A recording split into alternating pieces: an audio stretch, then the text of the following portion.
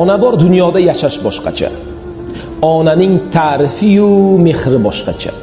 Kirsayamki hatto 90-100 yoshgacha ona bor hayotda yashash boshqacha.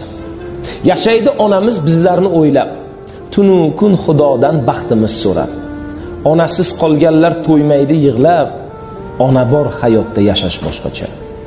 Odamda martaba, obro' bo'lsa ham, qo'lida millionlab puli bo'lsa ham, yonida otasi hayot bo'lsa ham, ona bor hayotda yashash boshqacha. Onalar doimo hurmatda bo'lsin, farzandi baxtini albatta ko'rsin, yetimlik dardini azobi qursin.